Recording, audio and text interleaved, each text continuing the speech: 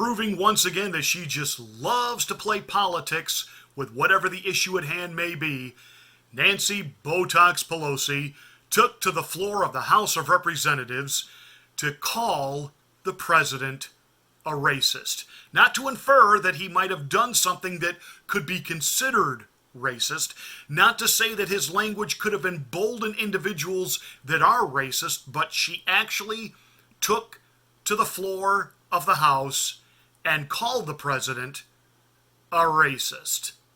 These comments from the White House are disgraceful and disgusting, and the comments are racist. How shameful to hear him continue to defend those offensive words that we have all heard him repeat, not only about our members, but about countless others.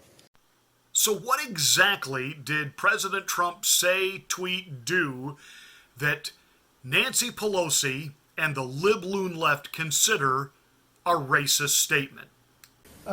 If you're not happy here, then you can leave. As far as I'm concerned, if you hate our country, if you're not happy here, you can leave. Let me get this straight. Telling someone, whether they be an immigrant who has come to this country, become a citizen of this country, and yet seemingly has a disdain for how we do things here, a disdain for the American ideals, and wants to continually do nothing but critique, criticize, and defame this country, to tell them if they don't like it here, go back to where they came from, that's racist? To tell any American who continually complains about all things American and just never seemingly is satisfied with where the country is or where it could be heading and what it's doing and what it represents around the world, but to constantly look for ways to tear apart the fabric of this great nation. To tell someone like that, hey, if you don't like it here, pick one of the other countries in the world that apparently represents your worldview and your philosophy and move there. Now that's racist. No, it's not. But it is the typical go-to position for liberal Democrats when they cannot articulate a sound reason rebuttal or refuting of a position held by someone to whom they disagree. Just call them a racist. And immediately that becomes the dog whistle to the lying legacy corporate corrupt mainstream propaganda media. It becomes a dog whistle to certain minority groups that seek to rule by, well, mob rule and intimidation rather than by sound legislation and sound reasoning. And that is exactly what Nancy Pelosi did, and it is exactly why Representative Collins from Georgia called her out on it. Yield back the balance of my... I was just going to give the General Speaker of the House if she would like to rephrase that comment. I have cleared my remarks with the parliamentarian before I read them. The chair will remind all members, please do not make comments toward personality-based comments. The gentleman from Georgia is recognized. I made a point of order that the gentlewoman's armed parliamentarian and request they be taken down. So what exactly is it about calling this out, wanting her words stricken from the record? What is the constitutional guideline? What are the guidelines within the House of Representatives of what someone on the floor of the Senate can actually say or not say? I mean, what you've basically had here is the congressional equivalent of being pulled over for speeding. You keep hearing this term of art, words being taken down. So what Doug Collins, Republican of Georgia, did, he thought that some of the speaker's words, some of her language about this racism resolution about President Trump that's on the House floor crossed a line. And so he asked that her words be taken down. Now, if you look at the screen right now, if you look off to the left of the screen, what they're doing, you see a huddle with the House parliamentarian, Tom Wickham. They're going back through and trying to determine what are the words that might be offensive.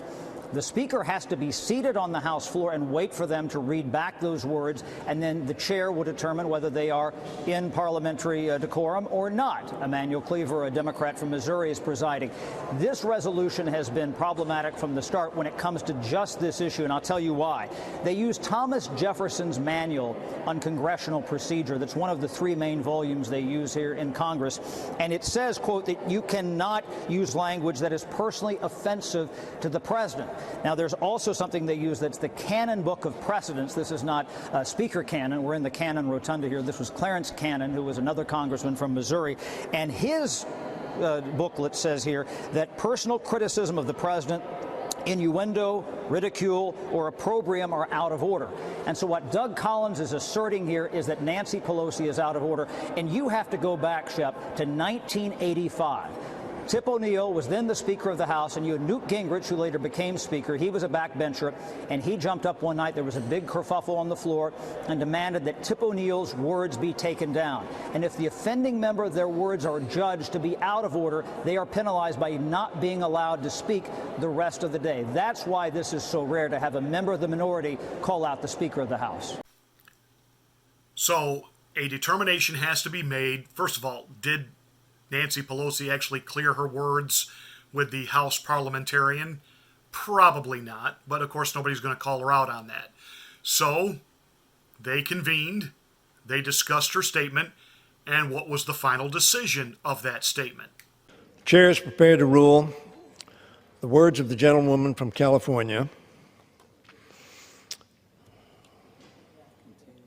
contain an accusation of racist behavior on the part of the president, as memorialized in Daschle's Precedents, Chapter 29, Section 65.6, characterizing an action as racist is not in order.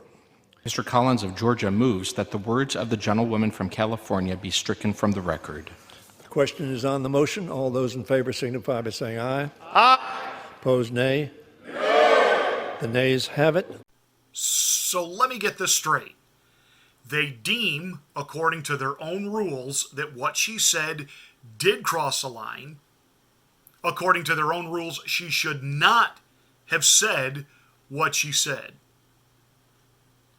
But they voted to push their own rules aside, overrule their rules, and let her comment stand. Good job, Democrats. If this was reversed, if a Republican-controlled House had voted to allow something that was a clear violation of their own rules, and if someone had said, as a Republican representative on the House floor, something defamatory about Barack Obama, and the minority party at the time, the Democrats, had screamed and wanted the parliamentarians to look into that and determine whether or not what they said was proper or improper. Can you imagine Paul Ryan standing up there? Can you imagine him saying something like, well, according to the House rules, Representative so-and-so should not have said what he said about Barack Obama. It's a clear violation of Rule 6.6 divided by the 10th power, according to paragraph 17 on page 143. And then the Republicans all voted, we don't care. Keep the statement in. Can you imagine the hue and cry from the Democrats, from cable news, from the lying legacy corporate corrupt mainstream media, and what Barack Obama would have had to say about it? But because they hate Donald Trump, they continually turned the entire governmental process in Washington, D.C. into a complete circus act. They chide the president for what he says, but yet Ilhan Omar can talk openly about Israel needing to be eradicated, eviscerated from the map.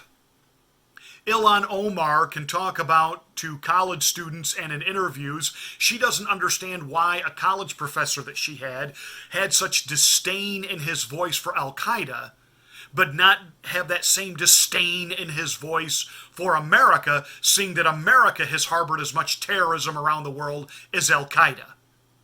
And this woman wraps her head in a towel, sits in the hallowed halls of Congress, can say whatever she wants, defaming our president, defaming our country and our way of life, and yet it is the president who gets rebuked. It is the president who gets called a racist. Have we lost our collective minds? Are the Democrats really this corrupt and this completely sold out to the ideological libloon left, the progressives, many of whom are about subverting this country, doing away with our Constitution, rewriting our Constitution, muzzling free speech from the right, empowering and weaponizing search engines like Google, media platforms like YouTube and Facebook to be anti-conservative, anti-patriotic, and are we electing and putting people into office exactly as Khrushchev said, we will destroy America from the inside out and we'll never have to fire a shot? And conservatives back in the day mistakenly thought that was only going to come through music and movies and entertainment. But what we're actually doing is electing and putting people in office like Ilhan Omar, like Representative Tlaib, who are committed evolutionary Muslims who hate the United States, our very freedoms and what we represent, because according to Islamic Sharia law, we are the infidel. And we're electing these people, and we're allowing them now to reshape our government. And when someone like the president boldly stands up and declares what's going on, he's the one that gets censured. He's the one that gets rebuked. And even the globalists in the Democratic and Republican parties say nothing. This ought to tell you everything that you need to know.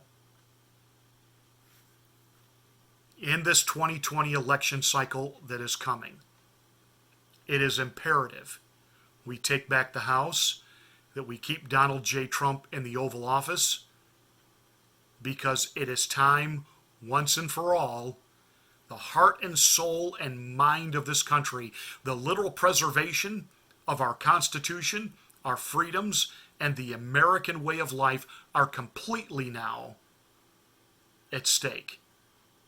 This isn't about, don't get drawn into the bread and circuses nonsense. This isn't about what the president tweets. He's mean and he's impolite and we need a president with a gentler, softer tone and wonder, oh, shut up.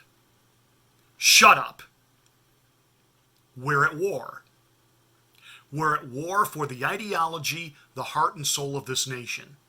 That's what's at stake. That's what we're voting on. And we have to be committed, absolutely committed now, not only to the re-election of Donald Trump, but taking back the House of Representatives. And I don't want to hear from any of you whiners and rhinos and you middle-of-the-road, never-Trump Republicans. You couldn't govern effectively when you had control. You certainly don't know what to do now. So you and the Wall Street Journal and the rest of that ilk and George Will, go away. We'll take it from here. That's it. That's my rant for today. Thank you so much for watching, sharing these videos, telling your friends about it. Make sure you subscribe, because again, YouTube is playing with our subscriptions. We are getting more views, but losing subscriptions. Okay, their algorithm has us buried, so I need you to spread this on your Facebook page, anywhere and everywhere you can post and paste and share. Please. Thank you in advance for that. Subscribe to the channel, smack the bell for my next rant.